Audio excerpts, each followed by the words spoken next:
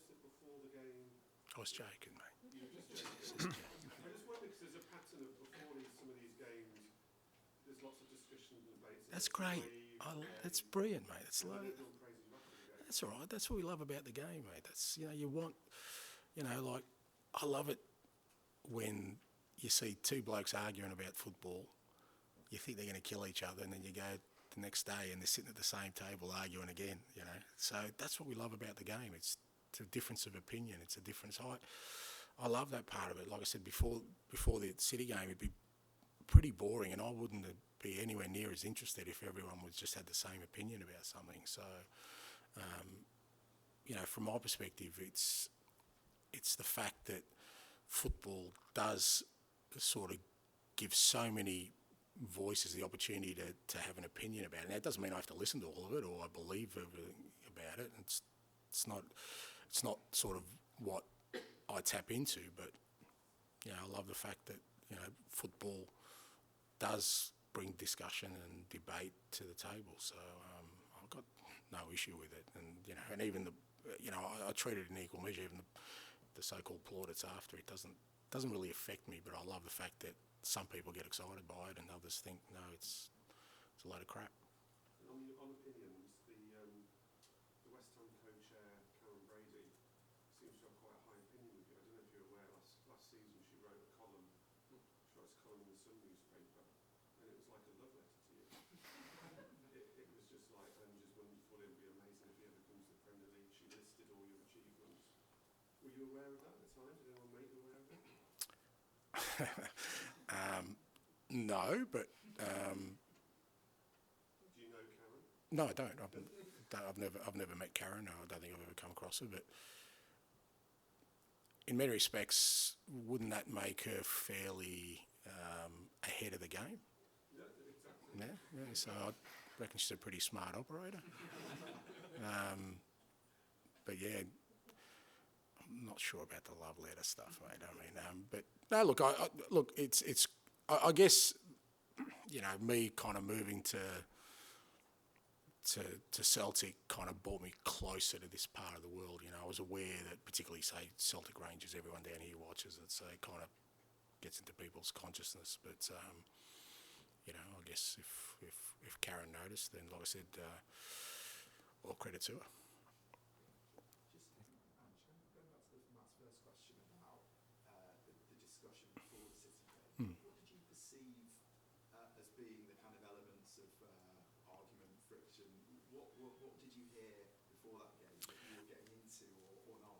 No, I mean, I wasn't immersed in it, but it's just, even the questioning I was getting here, and it wasn't anything unusual to me. It's about, will you change your approach, and will that approach work? And I think there was a valid sort of backdrop to that Tottenham have had a fair bit of success playing a totally different way against it, and I thought that was great, because that, as I said, those kind of things are the things that challenge my beliefs, because, when you kind of say, well, no, I understand that works, but I want to do it this way, because ultimately, if I waver in that moment, then it makes me start thinking, okay, maybe I have to look at this a little bit differently. Going to Man City and trying to play like we want to play, maybe it's not a good idea, because this has worked in the past with Tottenham. So, and like I said, that's a valid discussion to have, for many people. But I guess my point to that was, well, that's not me though, and that's why I'm sitting here, because the end game was never.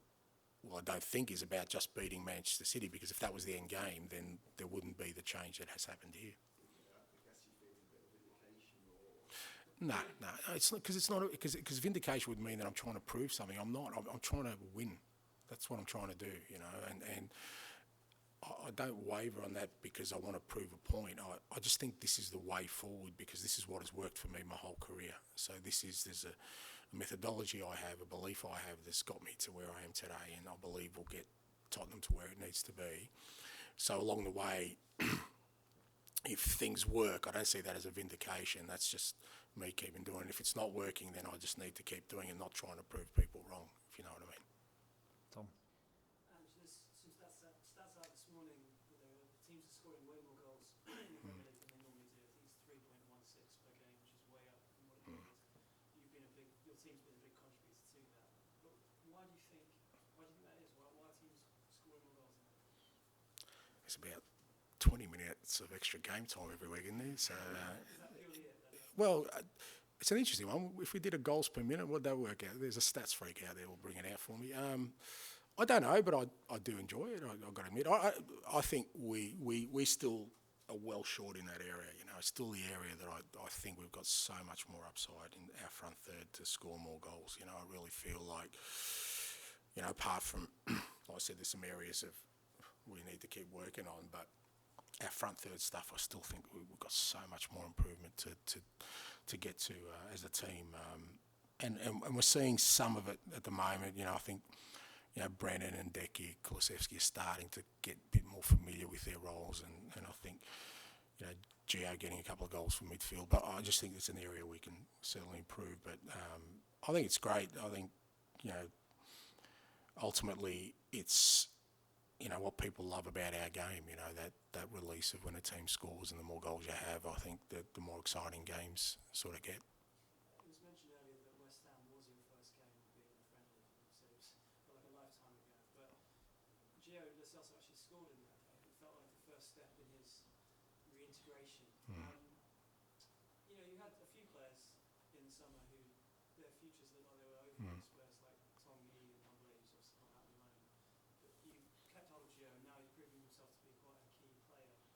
If you cast your mind back to that summer, what did you say to him? Did you say, like, you know, the slate is wiped clean, and were you particularly impressed with how he looked? Yeah, look, I didn't have that specific sort of talk to him or anyone else. I think the players understand that. I mean, I think most players understand that. Some of it feel like, you know, what they've done in the past is enough to, which you know, that's fair enough as well. Or if they've come off a tough time, you know, they see it as an opportunity for some sort of redemption. But I think the only thing with Gio, I think, you know, I just wanted to make sure, not just him, but all those guys who, like you said, particularly maybe were on the periphery and uncertain about their future, was that I wasn't going to make any decision until they got a real good opportunity to show me what they could do and be part of it. And I sensed with him that that's all he wanted, you know, and he was prepared to sort of take whatever fallout there was from that, but he wanted a decent shot at it. And, you know, he was good through pre-season, and then obviously, I mean, I think the Fulham game was the second game of the year where he picked up the injury that set him back. But he's been good not just the last two games, but the last sort of month for us in terms of training and what he's been delivering, and hopefully that gives him the confidence, because he's definitely, you know, he's definitely a talented player. You see how important he is to the Argentina national team. As a quick follow-up, Romero, obviously fellow Argentinian, but since he's been given this vice-captaincy leadership role, and it's quite a big Spanish contingent, and they've got a Spanish-speaking contingent, has he played a big role in Gio coming back into the fold? I suspect, I know they're very close, and like I said, I think our dressing room, you know, right now is a pretty sort of united, albeit eclectic one, where there are some, you know, some differences in culture and music choice and all these other things, but they're a pretty united group, and they kind of integrate to, you know, with one another really well. But there's no doubt, you know, Romero is a big influence over the, you know, some of the guys that sort of are closest to him, and Gio's certainly one of them. But Gio's his own man. He's, you know, he's an experienced player. He knows what he wants out of his career, and, you know, he senses there's an opportunity now for him here, and he wants to make the most of it. And I mean, that's great for us, because with, you know, with Matters out, you know, he was going to be difficult to replace in terms of, and I don't think, you know, Gio's like for like, but Matters was providing goals and assists, and you kind of go, well, we need that, whoever comes in, and the fact that he scored a couple of goals and he's been involved in a couple of goals has been great for us. Matt, and then John, please. Ange, does Kulusevski prefer playing in that central role? I don't give them surveys, mate, and ask them. I think he has played there earlier in his career, but, you know,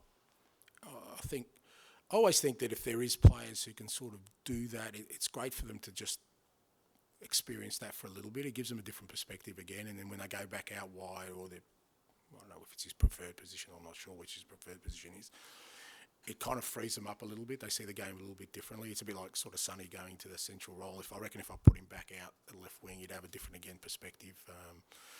So I'm not really sure, you know. Something about the real Decky, which is what made me Yeah, I don't know, but I mean, I like him out wide. I think what he delivers out wide, and there's still areas we're really pushing him.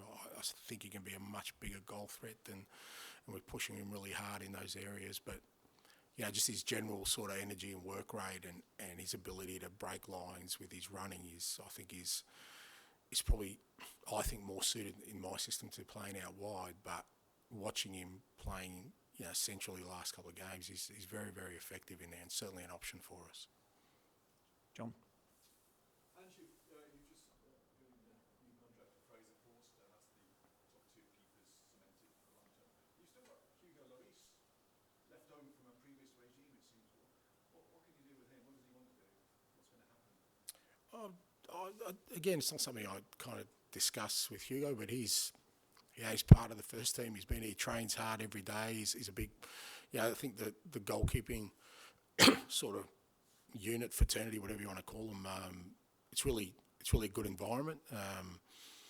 And whilst Hugo obviously hasn't been playing, hasn't been part of the first team, it hasn't sort of changed his demeanour or the way he comes in every day. He's very professional.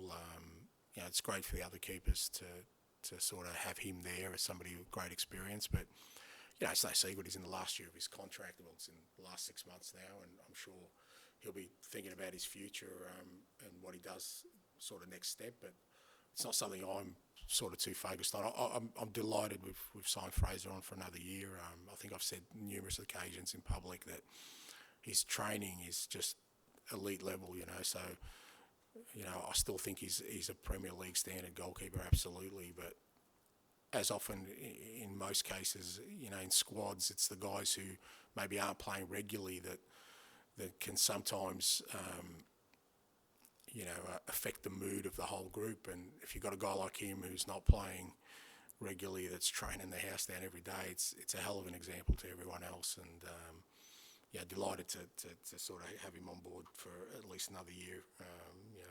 Hopefully longer beyond that. With Hugo, it's rare for a player to go first choice of legend to invisible man on match days.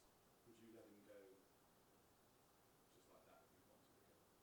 Well, it's not my decision. That's a decision for Hugo, the club. It's not. I don't have that power. I never want that power. My role is to, Hugo is a member of this squad, and how he trains every day is important to me. How he presents himself. Because if he wasn't, then I'd be dealing with it. But I haven't had to, because he's been absolutely first class in everything he's done. So, and again, as a manager, I don't take that for granted, because that could be a problem for me. Like most managers, it's the ones who aren't playing sometimes that give you the biggest headaches. And he hasn't given me any cause of concern with his approach, his application, or anything like that. But, it's his career. It's his sort of decision to make beyond that. It's not something that I would get involved with. You must feel he has a chance of playing at least one game. I don't know, mate. I've lost 5 defenders and I could lose 7 goalkeepers. I don't know, mate.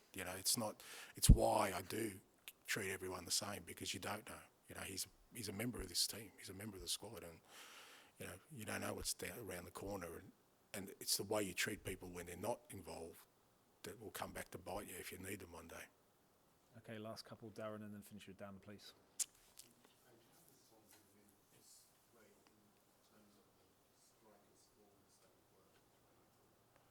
Yeah, well, I mean, I've been fortunate. I've worked with some good ones, but irrespective of me, take me out of the equation.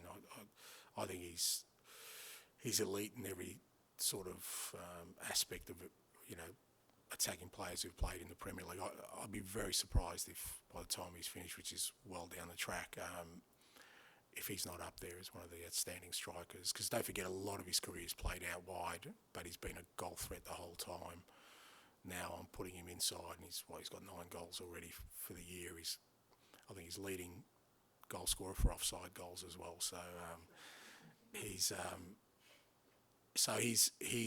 he's been outstanding, and I knew that before I got here. But just working with him every day, and the example he sets as a person, as much as a footballer, he's just outstanding.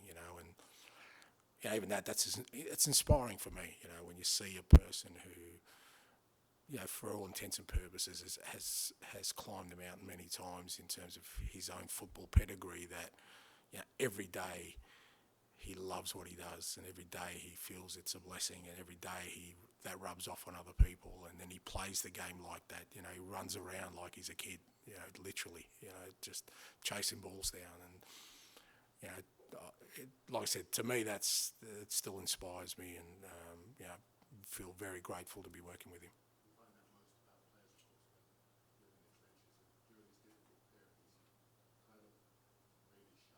Yeah.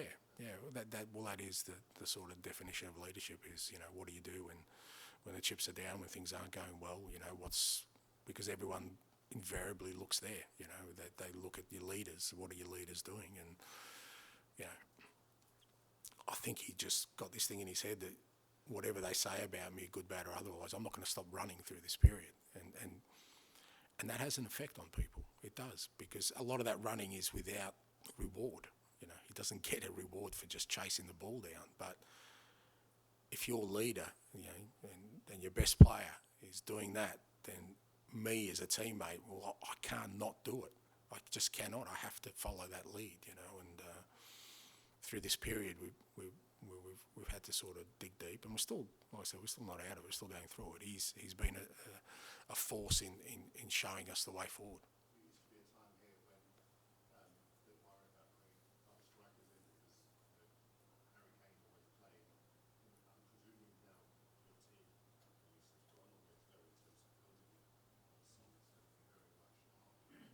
Yeah, he will be. He'll be a very important part of what we're building, and but that doesn't mean we wouldn't sign another striker, because I think even Sonny would demand it of me. If you're going to build a team that's going to win things, I've always found your best players want more good players in the building. They're not They don't want to be comfortable. They don't want to just be sitting there saying, "Well, I'm the man." They want to know that they're going to be surrounded by other players who are just as motivated for success. So. But there's no doubt that Sonny will be a big part of that.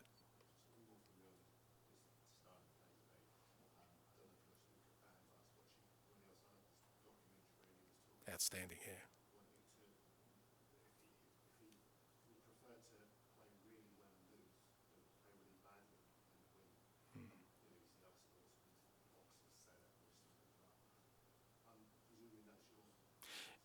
Yeah, it is, and again, that's not the only way, the only road to success. I've seen other people who it's just about the winning, and you admire it so much, because I would find that so unrelenting, that pursuit of just the result, because a lot of times, particularly in football, the result is sometimes out of your hands. You could do everything right and still lose a game. And I would find that really hard to deal with, whereas my pursuit is about trying to play a certain way that will get us the result. And I find that, okay, if we played well and we haven't got the result, I get some sort of small comfort from that, So it's just a different approach, but it doesn't mean there's a right or wrong way. It's just, the road to success. But again,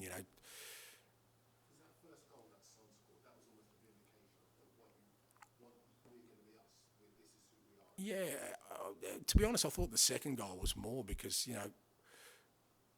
part of what we want to do was press, the best footballing side in the world aggressively, and when Gio scored his second goal, we were on the halfway line pressing them, trying to win the ball. That meant, Ben's man-on-man with Haaland, and our fullbacks are man-on-man with their wingers, and that's part of it as well. It's not just what we do with the ball, it's what we do without the ball, taking that approach, and that like I said, when you go into a game like that and that's your kind of what you want to do, if you come out of it, what you want is to give the players something, show them something to say, look, you did it. This is not just words, this is not just an idea, you did it. And it may have only been for small parts of the game, but if you can do it for small parts, our challenge is now, can we extend that to bigger areas? Whereas if you never even try it, you never know. You don't know if you can do it or not. So if we change my approach for the Man City game, that's where I would have lost. I wouldn't have got any opportunity to give that feedback to the players. So, from that perspective, we got a lot of good sort of information out of that game, good and bad, like areas where we really struggled, but some, you know, I explained it to the other coaches is, you know, like when you're panning for gold, there's a lot of dirt there, but you're just looking for that little speck. And we got quite a few specks of gold that I could show the players after the game and say, you know what, if we keep digging here, we'll get some nuggets eventually. Okay. Dan, do you want to finish? I can't believe I said that, sorry. 12 o'clock tomorrow.